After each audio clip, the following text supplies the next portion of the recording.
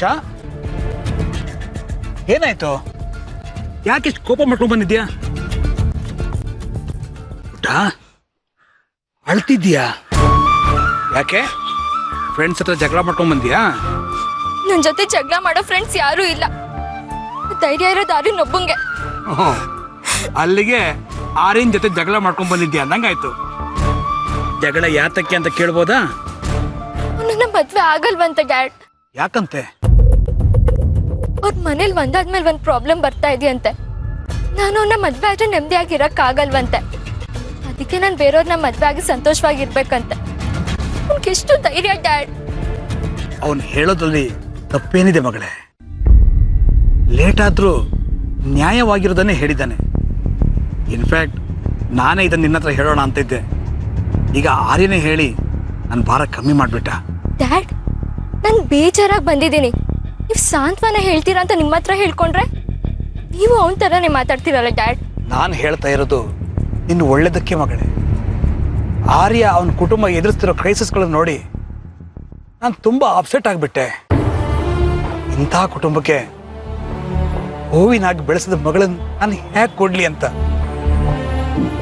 ಆರ್ಯಂಗೂ ನಿನಗೂ ನಾನು ತುಂಬ ಸತಿ ಹೇಳಿದ್ದೆ ಕೂಡ. ನೀನು ಆರ್ಯನೇ ಬೇಕು ಅಂತ ತುಂಬ ಹಠ ಮಾಡ್ದೆ. ಆರ್ಯನು ನನ್ನ ಹತ್ರ ರಿಕ್ವೆಸ್ಟ್ ಮಾಡ್ದ, ಈ ಎಲ್ಲ ಪ್ರಾಬ್ಲಮ್ಗಳನ್ನ ಆದಷ್ಟು ಬೇಗ ನಾನು ಸಾಲ್ವ್ ಮಾಡ್ತೀನಿ ಅಂತ. ಇದೆಲ್ಲ ಸಾಲ್ವ್ ಆಗೋದು ಬಿಡು, ದಿನ ದಿನ ಜಾಸ್ತಿನೇ ಆಗ್ತಾ ಇದೆ.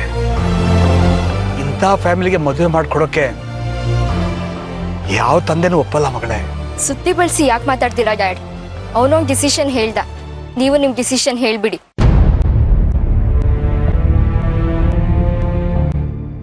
ಆರ್ಯನ ಮರ್ತು ಬಿಡಮ್ಮ. ಸಾಧ್ಯ ಇಲ್ಲ. ಯಾಕೆ ಸಾಧ್ಯ ಇಲ್ಲ? I love him dad. ಪ್ರೀತಿಸಿದವ್ರನ್ನ ಕಷ್ಟ ಬಂತು ಅಂತ ಮರ್ತು ಬಿಡಕ್ಕಾಗಲ್ಲ. ಮರ್ತು ಬಿಡು ಅಂತ ನೀನ್ ಪ್ರೀತಿಸಿದ ಆರ್ಯನ ಹೇಳಿ ಕಳ್ಸಿದನಲ್ಲ. ಹಠ ಮಾಡಬೇಡ ಅನುಷಾ. ನಿನ್ನ ಹಠಕ್ಕೆ ಕಟ್ಟು ಬಿದ್ದೆ ನನ್ನ ತಂಗಿ ಮಗನ ಜೊತೆ ನಡಿಬೇಕಾದ ನಿನ್ನ ಮದುವೆನ ನಾನು ಕ್ಯಾನ್ಸಲ್ ಮಾಡಿದೆ. ಈಗಲಾದ್ರೂ ನನ್ನ ಮಾತು ಕೇಳು. ನಿನ್ನ ಮದುವೆ ಆಗೋಕ್ಕೆ ಬೇರೆ ಹುಡುಗನ ನಾನು ನೋಡ್ತೀನಿ. ಬೇಕು ಅಂದಾಗ ಹಾಕೊಳ್ಳೋಕ್ಕೆ, ಬೇಡ ಅಂದಾಗ ಬಿಸಾಕಕ್ಕೆ ಪ್ರೀತಿನ ಮೈ ಮೇಲೆ ಹಾಕೊಳ್ಳೋ ಬಟ್ಟೆ ಅಲ್ಲ ಡ್ಯಾಡ್. ಎಲ್ಲ ಪ್ರೀತಿ ಮದುವೆಲೇ ಎಂಡ್ ಆಗಲ್ಲ. ಎಷ್ಟೋ ಮದುವೆಗಳು ಮದುವೆ ಮಂಟಪದಲ್ಲೇ ಮುರಿದು ಬಿದ್ದಿವೆ. ನೀವು ಆಗ್ಬೇಕಾಗಿರೋ ಮದುವೆ ಬಗ್ಗೆ ಮಾತಾಡ್ತಾ ಇದ್ದೀರಾ ಡ್ಯಾಡ್. ನಾನು ಆರ್ಯನ್ ಜೊತೆ ಮೆಂಟಲಿ ಮದುವೆ ಆಗಿದೆ. B practical Anusha.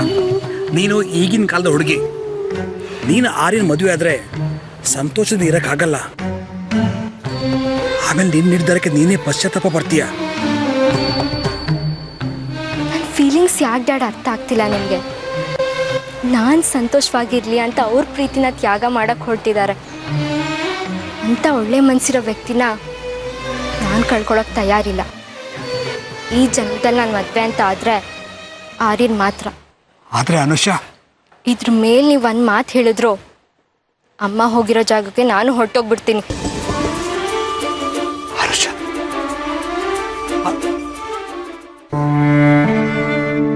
Acharya please ಅಳ್ಬೇಡಿ, ಸಮಾಧಾನ ಮಾಡ್ಕೊಳ್ಳಿ. ಆದಿತ್ಯ ನನ್ನಂತೆ ನೋಡೋಕ್ಕಾಗ್ತಾ ಇಲ್ಲ ಸೂರ್ಯರೇ. ನಂಗೆ ತುಂಬಾ ಸಂಕಟ ಆಗತ್ತೆ.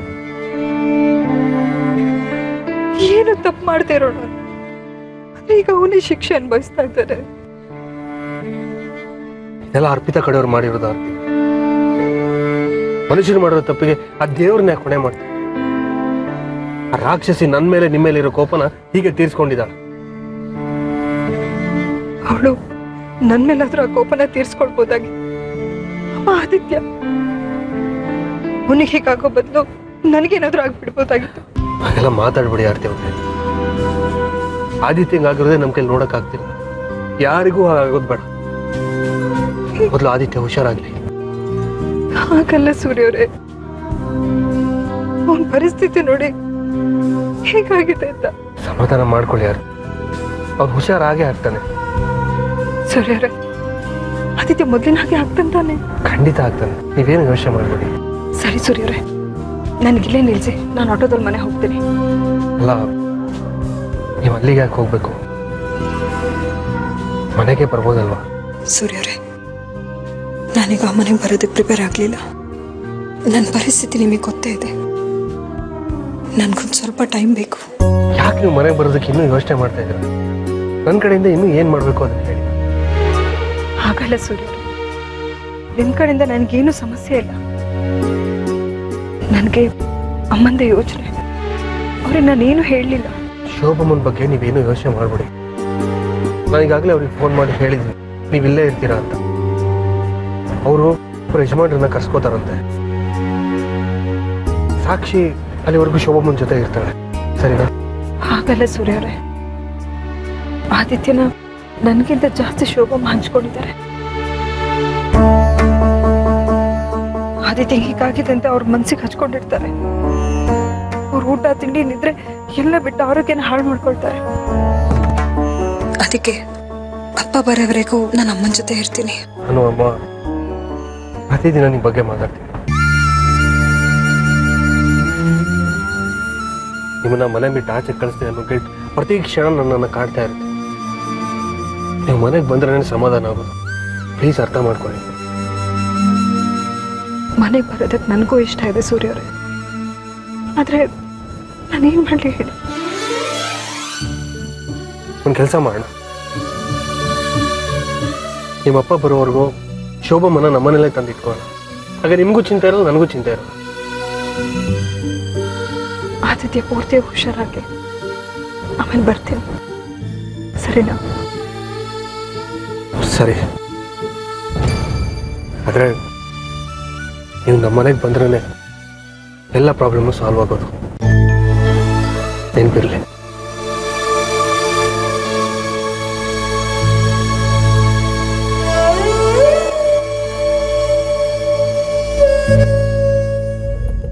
ಹಲೋ, ಹೇಳಿ ಸರ್, ಯಾವಾಗ ಬಂದ್ರಿ ಊರಿಗೆ? 10 days ಆಯ್ತು ಮಗ. ಏಯ್, ದಿಸ್ ಇಸ್ ಟೂ ಮಚ್ ಕಣ. ಊರಿಗೆ ಬಂದು 10 ದಿನ ಆಯ್ತು ಅಂತೀಯಾ? ಒಂದು ಕಾಲ್ ಮಾಡ್ಬೇಕೇನ ನನಗೆ? ಸಾರಿ ಕಣ, ತುಂಬಾ ಬ್ಯುಸಿ ಆಗ್ಬಿಟ್ಟಿದೆ. ಅಲ್ಲಿದ್ದಾಗೇನೋ ಬಿಸಿ ಅಂತೀಯಾ, ಇಲ್ಲಿ ಆರಾಮಾಗಿರಕ್ಕೆ ಅಂತ ಬರ್ತೀಯಾ, ಇಲ್ಲೂ ಬಿಸಿ ಅಂತೀಯಲ್ಲೋ. ಇಲ್ಲಿ ಯಾವ ಕಂಪ್ನಿ ಇದೆ ಹೆಂಗೆ ನೋಡ್ಕೊಳಕ್ಕೆ? ಕಂಪ್ನಿ ಕೆಲಸ ಅಲ್ಲ ಕಣ, ಹುಡುಗಿ ನೋಡೋ ಶಾಸ್ತ್ರ. ಓಹೋ, ಏನ್ ನಿಮ್ಮ ಅಪ್ಪ ಅಮ್ಮ ನಿನ್ಗೆ ಈ ಸಲ ಮದುವೆ ಮಾಡಿ ಕಳಿಸ್ಬೇಕು ಅಂತ ಡಿಸೈಡ್ ಮಾಡ್ಕೊಂಡಿದಾರಾ? ಯಾಕೆ ಅಲ್ಲಿ ಯಾವ್ದು ಬಿಳಿ ಹುಡುಗಿ ಇಷ್ಟ ಆಗಿಲ್ವ ನಿನಗೆ? ಇಲ್ಲ ಮಗ, ಯುರೋಪು, ಏಷ್ಯಾ, ಆಸ್ಟ್ರೇಲಿಯಾ ಅಂತ 5-6 ಕಂಟ್ರಿ ಸುತ್ತಿದ್ದೀನಿ. ಅಲ್ಲಿ ಹುಡುಗಿರೇನಿದ್ರು ಸುತ್ತಾಡಕ್ಕೆ ಓಕೆ ಅಷ್ಟೇ. ಸಂಸಾರ ಮಾಡೋಕ್ಕೆ, ಮದುವೆ ಆಗೋಕೆ ಏನಿದ್ರು ನಮ್ಮ ಹೆಣ್ಮಕ್ಳೇ ಚಂದ ಕಣ. ಅದಕ್ಕೆ ನಮ್ಮ ಅಪ್ಪ ಅಮ್ಮ ಯಾವ ಹುಡುಗಿ ತೋರಿಸ್ತಾರೋ ಅವಳನ್ನೇ ಮದುವೆ ಆಗೋಣ ಅಂತ ಬಂದಿದ್ದೀನಿ. ಎಷ್ಟು ಜನ ಹುಡುಗಿರ್ನ ನೋಡಿದ್ಯಪ್ಪ? ಅಮ್ಮ ಅಜ್ಜಿ ಸೇರ್ಕೊಂಡು 10 ದಿನದಲ್ಲಿ 25 ಜನ ಹುಡುಗಿರ್ ತೋರಿಸಿದ್ದಾರೆ. 100ರಿಂದ 125 ಫೋಟೋ ತೋರಿಸಿದ್ದಾರೆ. ನಾಟ್ ಬ್ಯಾಡ್ ಯಾರ್. ಫೈನಲಿ ಒಂದು ಹುಡುಗಿ ನನ್ನ ನಿದ್ದೆ ಕೆಡಿಸಿದಾಳೆ ಕಣ.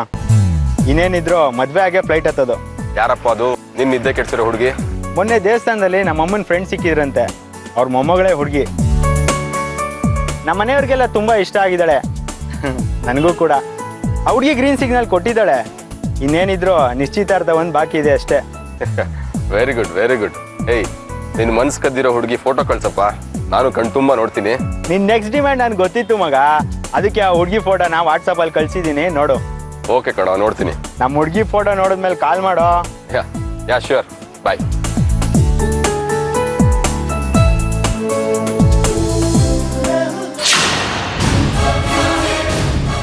ಏನಂತ?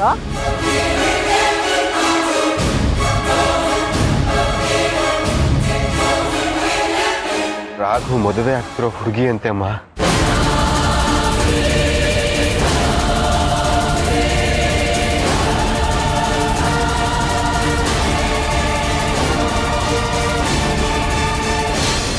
ಗೊತ್ತಾಯ್ತು, ಹೇಳು ಪದ್ಮಜ. ಓ ಹೌದಾ, ತುಂಬಾ ಸಂತೋಷ ಆಯ್ತು. ಮೊದಲು ನಾವು ಫ್ರೆಂಡ್ಸ್ ಆಗಿದ್ವಿ, ಈಗ ಸಂಬಂಧಿಕರಾಗ್ತಾ ಇದ್ದೀವಿ. ನೀ ಹೇಳೋದು ಕರೆಕ್ಟೇ. ನನ್ನ ಮಗ ಇಲ್ಲೇ ಇದ್ದಾನೆ. ನನ್ನ ಮಗನಿಗೆ ಒಂದು ಮಾತು ಹೇಳ್ಬಿಟ್ಟು ಆಮೇಲೆ ನಾನು ನಿನಗೆ ಫೋನ್ ಮಾಡ್ತೀನಿ. ಸರಿ ಸೂರ್ಯ, ನಾವು ಅವತ್ತು ದೇವಸ್ಥಾನಕ್ಕೆ ಹೋಗಿದ್ದಾಗ ಪದ್ಮಜ ಅಂತ ನನ್ನ ಫ್ರೆಂಡ್ ಸಿಕ್ಕಿದ್ಲಲ್ಲ, ಅದೇ ನಮ್ಮ ಸಾಕ್ಷಿನ ಅವನ ಮಗನಿಗೆ ತಂದ್ಕೋಬೇಕು ಅಂತ ಕೇಳ್ತಿದ್ಲಲ್ಲ. ಏನಂತೆ? ಅವ್ರ ಮನೇಲಿ ಎಲ್ಲರಿಗೂ ನಮ್ಮ ಸಾಕ್ಷಿ ಇಷ್ಟ ಆದ್ಲಂತೆ. ನಿಶ್ಚಿತಾರ್ಥ ಯಾವಾಗ ಇಟ್ಕೊಳ್ಳೋಣ ಅಂತ ಕೇಳಿದ್ಲು. ನನ್ನ ಮಗನ ಒಂದು ಮಾತು ಕೇಳ್ಬಿಟ್ಟು ಹೇಳ್ತೀನಿ ಅಂತ ಹೇಳಿದೆ. ಆದಿತ್ಯನ ಪರಿಸ್ಥಿತಿ ಹೇಗಿದೆ ಅಂತ ನಿಮಗೆ ಗೊತ್ತು. ಇಂಥ ಟೈಮಲ್ಲಿ ಹೇಗೆ ಮಾತಾಡಲಿ? ನೀವೇ ಹೇಳಿ. ಅದ್ರ ಬಗ್ಗೆ ನಾನು ಯೋಚನೆ ಮಾಡಿದೆ ಸೂರ್ಯ. ತುಂಬ ಒಳ್ಳೆ ಸಂಬಂಧ, ನಾವು ಬೇಡ ಅಂದರೆ ಕೈ ತಪ್ಪೋಗುತ್ತೆ. ಅಲ್ಲಮ್ಮ, ಆದಿ ಪರಿಸ್ಥಿತಿ ಹೀಗಿರುವಾಗ ಆರ್ತಿ ಹತ್ರ ಈ ವಿಷಯ ಮಾತಾಡೋದಕ್ಕೆ ಕಷ್ಟ ಆಗುತ್ತಮ್ಮ. ಹಾಗಾದ್ರೆ ನಮ್ಗೆ ಸಂಬಂಧ ಇಷ್ಟ ಇಲ್ಲ ಅಂತ ಹೇಳ್ಬಿಡ್ಲಾ? ಬೇಡ, ಒಳ್ಳೆ ಸಂಬಂಧ ಅಂತ ಹೇಳ್ತಾ ಇದ್ದೀರಿ, ಒಂದು 15 ದಿವಸ ಕಳೆದ ಮೇಲೆ ನೋಡೋಣ ಅಂತ ಹೇಳಿ. ಅಷ್ಟರಲ್ಲಿ ಆದಿತ್ಯನ ಪರಿಸ್ಥಿತಿ ಇಂಪ್ರೂವ್ ಆಗ್ಬೋದು. ಆಮೇಲೆ ಆರತಿ ಅವ್ರ ಹತ್ರ ನಾನು ವಿಷಯ ಮಾತಾಡ್ತೀನಿ. ಸಾಕ್ಷಿಗೆ ಆದಷ್ಟು ಬೇಗ ಮದುವೆ ಮಾಡಿದ್ರೆ ಒಳ್ಳೇದು, ತಡ ಮಾಡೋದು ಒಳ್ಳೇದಲ್ಲ. ಸರಿಪ್ಪ, ಹಾಗೆ ಹೇಳ್ತೀನಿ.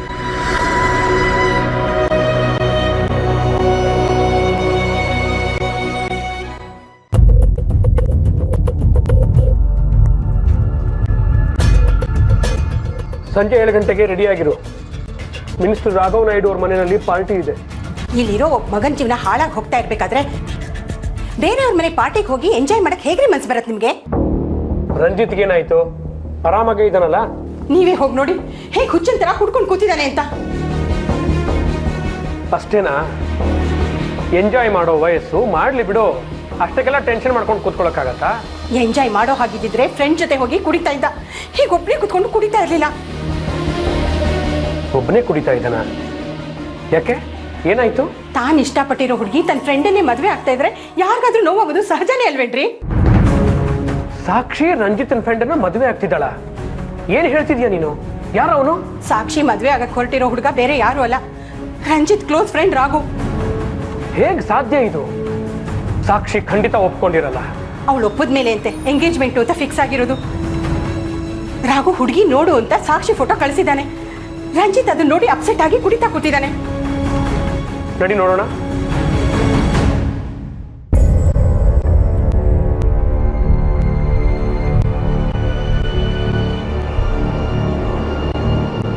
ರಂಜಿತ್, ಯಾಕೋ? ಏನಾಯ್ತು ನಿನಗೆ? ಅಪ್ಸೆಟ್ ಆಗಿದೆಯಂತೆ? ನಾನು ಅಪ್ಸೆಟ್ ಆದರೆ ನಿಮ್ಗೇನು ಹೇಳಿ? ಹೋಗಿ ಹೋಗಿ ನಿಮ್ಮ ಬಿಸ್ನೆಸ್ ನೋಡ್ಕೊ ಹೋಗಿ, ನೀವು ಹೋಗಿ. ಯಾಕೋ ಹೀಗೆ ಮಾತಾಡ್ತೀಯಾ? ನಾನು ನಿಮ್ಮಪ್ಪ ಕಣೋ. ಯಾವ ಸೀಮೆ ತಂದೇನ್ರಿ ನೀವು? ಏನೋ ದೊಡ್ಡದಾಗ ಕೊಚ್ಕೋತಾ ಇದ್ರಿ ನನಗೂ ಸಾಕ್ಷಿಗೂ ಮದುವೆ ಮಾಡಿಸ್ತೀನಿ ಅಂತ. ಅವ್ರ ಮನೆಗೆ ಹೋಗಿ ಹೆಣ್ ಕೇಳುವಷ್ಟು ಧೈರ್ಯ ಏನಾದ್ರು ಇದೆಯಾ ನಿಮ್ಗೆ? ಇದೇನ್ರಿ? ಹೇಗ್ ಕೇಳೋದು ಅಂತ ಪ್ಲಾನ್ ಮಾಡ್ತಾ ಇದ್ದೆ, ಅಷ್ಟರಲ್ಲೇ. ಏನ್ ಪ್ಲಾನ್? ಮೈ ಫಸ್ಟ್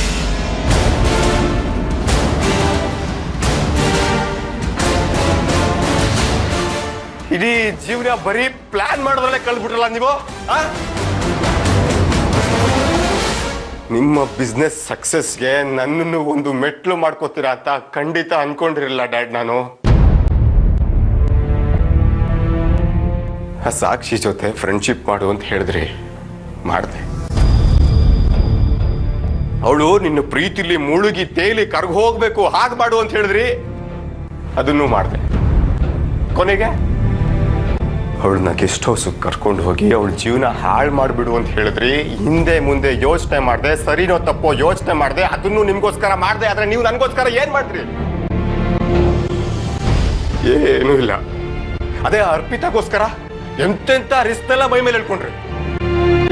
ಅವಳಿಗೋಸ್ಕರ ಒಂದು ದೊಡ್ಡ ಫ್ಲಾಟೇ ಪರ್ಚೇಸ್ ಮಾಡ್ಕೊಟ್ರಿ. ಆ ಫೋರ್ಜರಿ ಕೇಸಿಂದ ಅವಳನ್ನ ಆಚೆ ತರೋದಕ್ಕೆ ಆದಿತ್ಯನ ಬದುಕಿದ್ದು ಸತ್ತಿರೋ ಹಾಗೆ ಮಾಡಿದ್ರಿ. ನನಗೋಸ್ಕರ ಏನ್ ಮಾಡಿದ್ರಿ? ಏನ್ ಮಾಡಿದ್ರಿ ಹೇಳಿ? ನನ್ನ ಜೀವನದಲ್ಲಿ ಮನಸ್ಫೂರ್ತಿಯಾಗಿ ಇಷ್ಟಪಟ್ಟು ಮೊದಲನೇ ಹುಡುಗಿ ಸಾಕ್ಷಿ, ಅವಳ ಜೊತೆ ನನ್ನ ಮದುವೆ ಮಾಡಿಸಿ ಅಂತ ಕೇಳ್ತಾ ಇದ್ದೀನಿ. ನೀವೆಲ್ಲಿ? ನಿಮ್ಮ ಸ್ಕೀಮ್ಗಳು ಹಾಕೋದ್ರಿಂದ ನಿಮ್ಗೆ ಪುಡ್ಸೋತಿದ್ರೆ ತಾನೇ ಮಗನ್ ಮದುವೆ ಮಾಡಿಸೋದು ನೀವು. ಡ್ಯಾಡ್, ಸಾಕ್ಷಿ ಮದುವೆ ನನ್ನ ಫ್ರೆಂಡ್ ಜೊತೆ ಫಿಕ್ಸ್ ಆಗಿದೆ. ನನ್ನ ಹೆಂಡತಿ ಆಗ್ಬೇಕಾಗಿದ್ದವಳು ನನ್ನ ಫ್ರೆಂಡ್ ಹೆಂಡತಿ ಆಗ್ತಿದ್ದಾಳೆ. ಇಷ್ಟೆಲ್ಲ ಆಸ್ತಿ, ಇಷ್ಟೆಲ್ಲ ದುಡ್ಡು, ಇನ್ಫ್ಲೂಯೆನ್ಸು ಎಲ್ಲ ಇದ್ದು ಇಷ್ಟಪಟ್ಟು ಹುಡುಗಿನ ಮದುವೆ ಮಾಡ್ಕೊಳಕ್ ಆಗ್ತಿಲ್ಲ ನನ್ಗೆ. ಇಂಥ ಲೈಫ್ ನನಗ್ ಬೇಡ. ನಾನು ಸತ್ತು ಹೋಗ್ತೀನಿ. ರಂಜಿತ್, ಯಾಕೋ ಹೀಗೆಲ್ಲ ಮಾತಾಡ್ತೀಯ? ಎಷ್ಟೇ ನೋವುಗಳಿದ್ರು ನಿನಗೋಸ್ಕರನೇ ನಾನು ಬದುಕಿರೋದು ಕಣೋ. ಈಗ ನೀನೇ ಸತ್ತೋಗ್ತೀನಿ ಅಂದ್ರೆ ನಾನು ಯಾರಿಗೋಸ್ಕರ ಬದುಕಿರ್ಲಿ? ಮಾ, ಸಾಕ್ಷಿ ಇಲ್ಲದೆ ಇರೋ ಜೀವನನ ಕಲ್ಪಿಸ್ಕೊಳಕ್ಕೂ ಆಗ್ತಿಲ್ಲಮ್ಮ ನನಗೆ. ಹಾಗೆ ಕಣೋ, ನೀನ್ ಇಲ್ದೇ ಇರೋ ಜೀವನನ ನನಗೂ ಕಲ್ಪಿಸ್ಕೊಳ್ಳೋದಕ್ಕೆ ಆಗೋದಿಲ್ಲ. ರಂಜಿತ್, ನಿನ್ನ ಸಾಕ್ಷಿ ಮದುವೆ ವಿಷಯದಲ್ಲಿ ನಾನು ಸ್ವಲ್ಪ ನೆಗ್ಲಿಜೆನ್ಸ್ ತೋರಿಸಿದ್ದೀನಿ. ಅದು ನನ್ನ ಕಡೆಯಿಂದ ಆಗಿರೋ ಒಂದು ದೊಡ್ಡ ಮಿಸ್ಟೇಕ್. ಆ ಒಂದು ಮಿಸ್ಟೇಕ್ನ ಸರಿಪಡಿಸ್ಕೊಳ್ಳೋದಕ್ಕೆ ಒಂದು ಅವಕಾಶ ಕಲ್ಪಿಸ್ಕೊಡಪ್ಪ ಪ್ಲೀಸ್. ಬೈಜು, ನೀನಾದರೂ ಒಂದು ಮಾತು ಹೇಳು. ರಂಜಿತ್, ಜಸ್ಟ್ ಒಂದೇ ಒಂದು ಅವಕಾಶ ಕಣೋ. ರಂಜಿತ್, ಇವ್ರು ಏನ್ ಹೇಳ್ತಾರೆ ಅಂತ ಕೇಳೋ. ಹೇಳಿ. ರಾಘು ಜೊತೆಗೆ ಸಾಕ್ಷಿ ಮದುವೆ ಫಿಕ್ಸ್ ಆಗಿದೆ ಅಷ್ಟೇ. ಫಿಕ್ಸ್ ಆಗಿರೋ ಮದುವೆನ ಮುರಿದು ಬಿಟ್ರೆ ಅಂದ್ರೆ ಚಿಕ್ಕ ವಯಸ್ಸಿನಲ್ಲಿ ನೀನು ಇಷ್ಟಪಟ್ಟರೆ ಬೇರೆಯವ್ರ ತೋಟದಲ್ಲಿರೋ ಹಣ್ಣನ್ನೇ ಬಿಡ್ತಾ ಇರಲಿಲ್ಲ ನೀನು. ಈಗ ನೀನು ದೊಡ್ಡವನಾಗಿದೆಯಾ. ನಿನ್ನ ತೋಟದ ಹಣ್ಣನ್ನ ಯಾವನೋ ಕಿತ್ಕೊಳ್ಳೋದಕ್ಕೆ ಬಂದಿದ್ದಾನೆ. ಅದಕ್ಕೆ ನೀನು ಅವಕಾಶ ಕೊಡದೇ ಇದ್ರೆ? ನನಗೆ ಅರ್ಥ ಆಗ್ತಿಲ್ಲ. ಏನ್ ಹೇಳ್ಬೇಕು ಅನ್ಕೊಂಡಿದಿರೋ ನೇರವಾಗಿ ಹೇಳಿ dad please.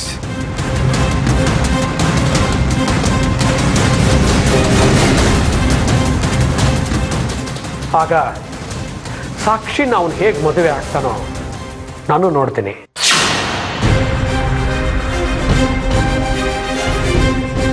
Thanks dad, thank you so much.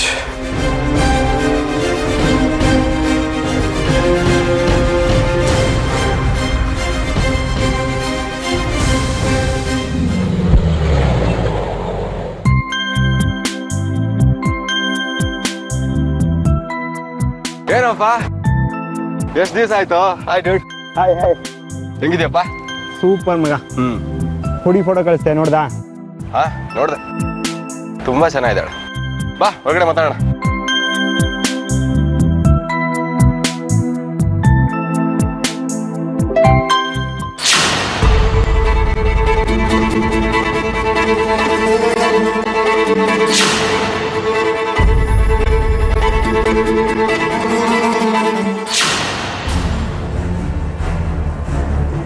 ಮಗ, ಇವಳು ಸಾಕ್ಷಿ. ನಮ್ಮ ಮನೆಯಲ್ಲಿ ನೋಡಿರೋ ಹುಡುಗಿ ಇವಳೇ ಕಣೋ. ನಾನು ಇವಳನ್ನ ಲವ್ ಮಾಡ್ತಿರೋದು. ಇವಳನ್ನ ನೀನ್ ಲವ್ ಮಾಡ್ತಾ ಇದ್ಯಾ? ಎಸ್.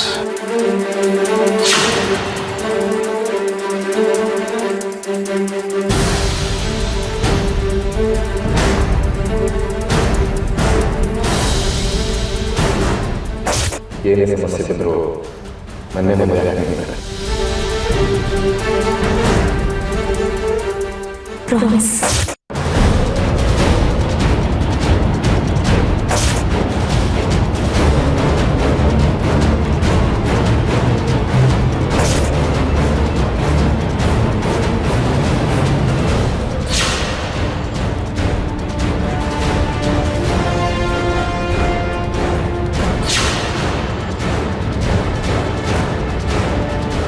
ಅಷ್ಟೇ ಅಲ್ಲ ರಾಘು, ನಾನು ಅವಳು ತುಂಬಾ ಕ್ಲೋಸ್ ಆಗಿದ್ದೀವಿ.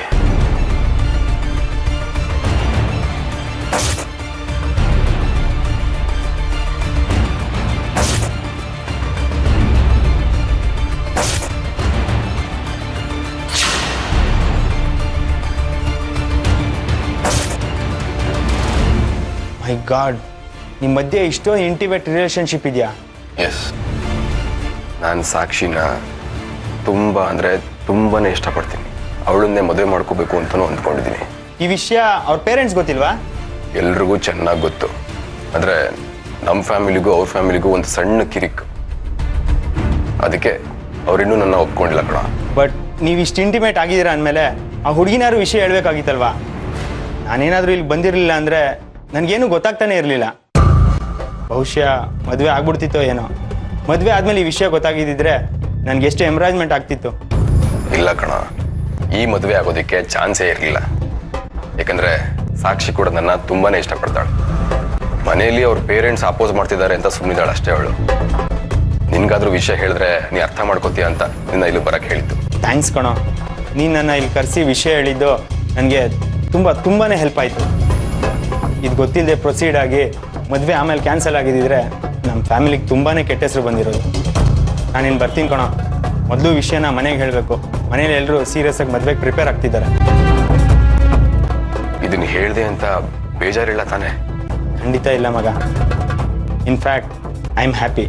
ಪ್ರೊಸೀಡ್ ಆಗೋಕೆ ಮುಂಚೆ ವಿಷಯ ಗೊತ್ತಾಯ್ತಲ್ಲ, ನೀನು ಅಷ್ಟೇ ಮನೆಯವ್ರ ಹತ್ರ ಮಾತಾಡಿ ವಿಷಯ ಸಾರ್ಟ್ ಔಟ್ ಮಾಡ್ಕೊ. ಓಕೆ, ನಾನು ಬರ್ತೀನಿ. ಬಾಯ್ ಮಗ.